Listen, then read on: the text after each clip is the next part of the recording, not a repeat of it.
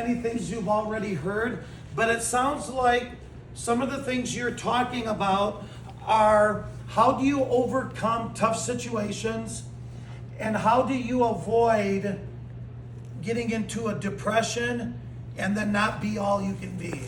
Because I know some of you in here already have probably had either a bad friendship, maybe even a relationship, maybe lived through a divorce, bullying, all that, right?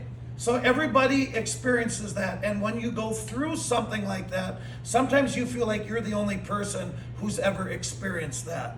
So everybody has their own story. I'll tell you a couple of things I lived through, and then maybe you'll understand why I'm a little out there, okay? And I always say that. Me being kind of energetic and funny is definitely a personality trait that was handed down really on my dad's side. My mom's side was all quiet and do everything by the book. But my dad's side, they were a little different. So I definitely have that.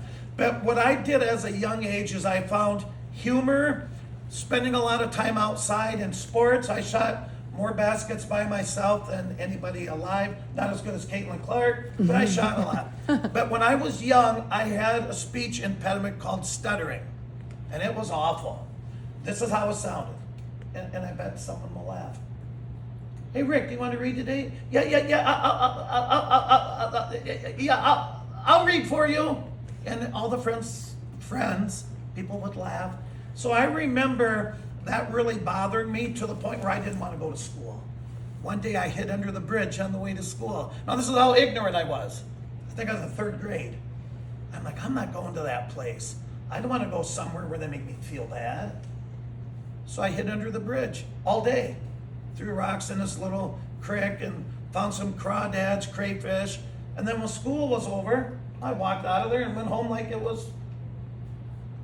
I didn't realize that my mom and dad had gotten a call from the school and the whole town was looking for me and they were worried.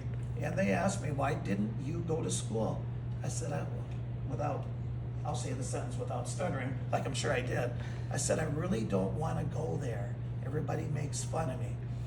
So that's how my grade school years went. But when I was in fourth grade, Mr. Lehman, who now lives in Rochester, 83, he's still alive. So, if I have a teacher who's still alive, that means they're up there. But Mr. Lehman put his arm around me one day, and we were talking on the way down. Teachers years ago, they were trained not to be friendly. It was all business. Sit down. Don't talk to me. Teaching has changed, and I think that is one positive change in education. I really believe that. I hope you all feel like you could go talk to 1, 2, 3, 4, 5 teachers if you had a problem. I believe that is a great thing that's changed. But Mr. Lehman put his arm around me in fourth grade. He goes, people really razz you about that, don't they? I said, yeah. He goes, I'm going to tell you something. One day you'll overcome that through speech therapy, and you'll be all right. But they'll always be ignorant. Of course, I didn't know what the hell ignorant was, so I had to go look that up. And that was so true. At that one moment that teacher did that for me, it was life-changing. I instantly wanted to be a teacher. I instantly wanted to work with people, help them learn, or maybe overcome a tough situation. So he was very important to me. So all the way through high school, stuttered a little bit. I had several speech therapists, and I had to do all the Peter Piper picked a pack of pickled peppers and all those. I think I said that without stuttering. Yeah, that was good. So now I'm really worried about that I don't stutter in front of you.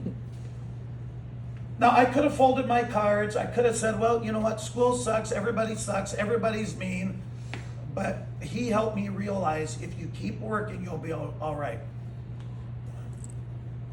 When I was 4, at the same time, and I think the stuttering got worse because of this. So I know some of you have experienced family tragedies. Grandparents die, a close friend dies. I know some of you are nodding your head, yeah, I've had a loss.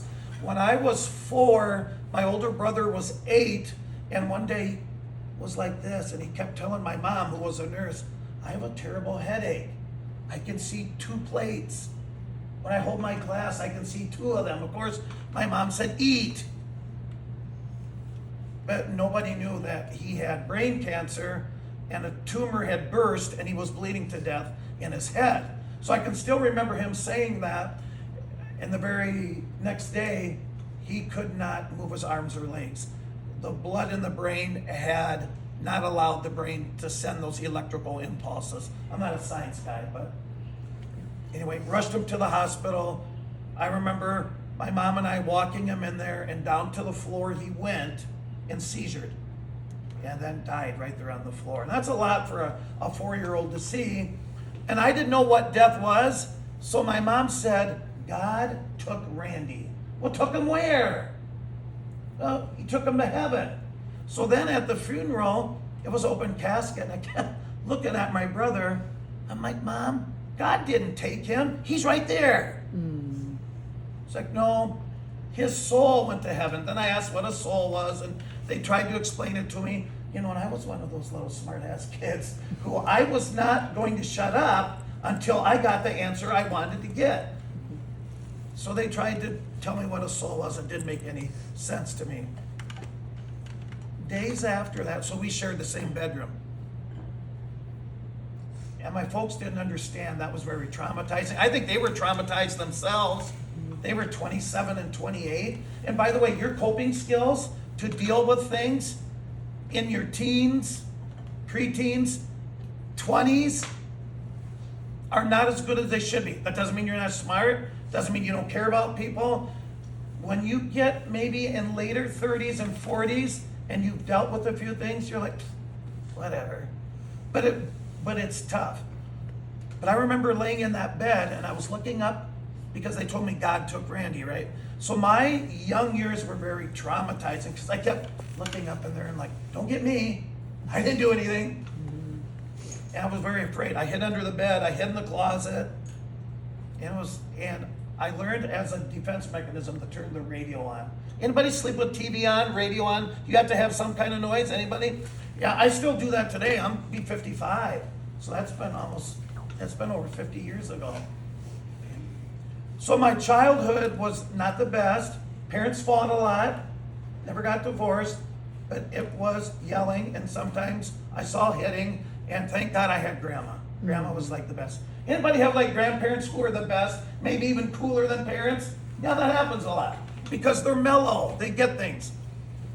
So those are just a couple things I experienced at a young age, and I'm glad that I had Mr. Lehman. I'm glad that I had my grandmother, and whether this was a skill given to me by God, if you believe in God, I said if, right? Am I covered? Yep, you are. Yep. If you believe in that, but I'm very thankful to have been given that ability to take a tough situation and not let it bother me, okay?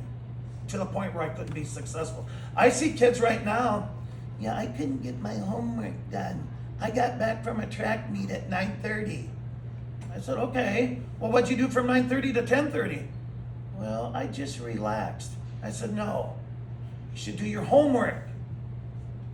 Yeah, but I was tired. I don't care. Do you think people who went and fought in wars for this country, who lived on the ground, weren't tired? And then one more thing. So overcoming adversity. So I lost one brother, and that was really tough when I was young. And then I had a brother who was 28. He was a Spanish teacher and a coach, really loved teaching. And he died on my mom's birthday from a seizure. And I just got to my mom's house. And my dad come running out. I can't use this words. I'll clean it up. Okay. But get your act upstairs and help your mom. Your brother's dying up there. Well, the poor guy came up for the weekend for my mom's birthday, and I was coming over to my mom and dad's for the birthday, and he had seizures all the time. He got ready to step into a bathtub shower combination, and a seizure hit. And he fell forward, and his neck was on the tub. And as he seizured, he choked himself to death.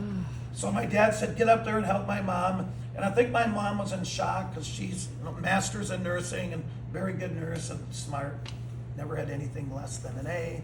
My dad never had anything higher than a C. So I was like in the middle there. But I could tell, because I was an EMT at that time. Not educated like my mom to really know, but I could tell when somebody was no longer living, and I could tell that he had been there for like 10 or 15 minutes. There were no respirations and no pulse, but I helped my mom, I think through respect, and sometimes you can bring somebody back who's been gone that long, but I helped her and I knew it was a lost cause. And so eventually the ambulance showed up, and the farmhouse we lived in, it was a 2-story house. The stairways going up was real high. It was a high angle to get up the stairways, and he couldn't get a stretcher even in there. So the EMTs and the ambulance said, we need to get him downstairs so we can put him on a stretcher. How are we going to do that? And he was a big guy. I said, I'll carry him down. I said, I'll do that. And I still have some nightmares about this, but I remember doing the old, you guys know what a fireman's carry is? You flip someone over your shoulder and away you go. So here I'm carrying this man down, my brother down, and I just remember how his arms just flailed like this. And I thought, boy, this is tough. Took him to the hospital, at the hospital where my mom worked, and they pretended to make it look like they were really working on him. And my mom and dad sat in the waiting room, and they both kept saying, you know, he's been without air for a long time. I'm like, yeah, hour and a half? So the hospital didn't want to come and tell my mom that she had lost another son. They were too close to her. So I can still see that doctor going, he's like, you know what I'm going to tell you? I said, I knew he was gone a long time ago. And I said, yeah, you guys don't want to tell her. No, we love your mom. She's like a relative. I said, yeah, I'll tell my mom and dad that. So I went and sat down, and I said, you guys know Rodney's been without air for a long time. Yeah, again, religion, sorry if that offends anybody, but I said, he went with God a long time ago. If you want to go back there and say your goodbyes quickly, you can. But my mom lost it. She had a nervous breakdown, and she was screaming and hollering, and not another one, and not another one. And my dad, and men are like this, men often don't cry until they're by themselves, because that's not the manly thing to do, but it is. Guys, you can cry, but he didn't. He just. And then I remember my mom going back there, and this was longer than what it should have been. You know, she touched his hair and was this and this and that. And can I tell you a little bit about death or not? It's not going to scare anybody away? No? All right. Within a half an hour to an hour without blood flow, you start to see a discoloration already. Yep, you can see that. And of course, I've studied all these war books and taught history forever. And it was really a situation where it was time to get out of there and let God do his thing. And so I had to basically carry my mom out of there. No, screaming, and my dad walked beside me. So anyway, my story doesn't make me better than anybody else. It doesn't make it probably any different than anybody else. But if in your lifetime you have these things happen, please talk to friends.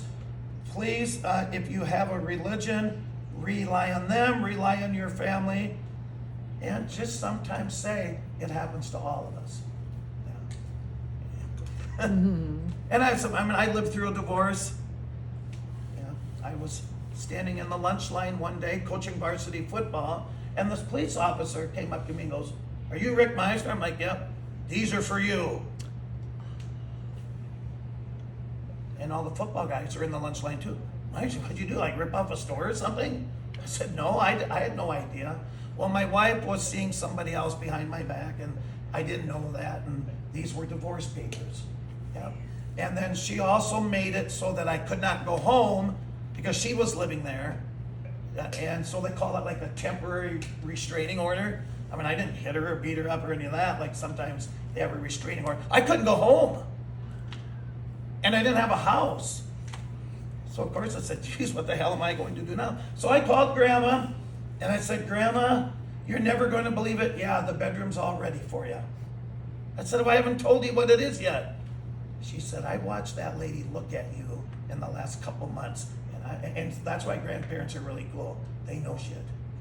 Yeah, they do. They know it. She's like, I was just waiting for that day. So anyway, I didn't have any clothes. I couldn't even go home and get a toothbrush. So I went over to Prairie du Chien, Wisconsin. Anybody been to Prairie? Yeah.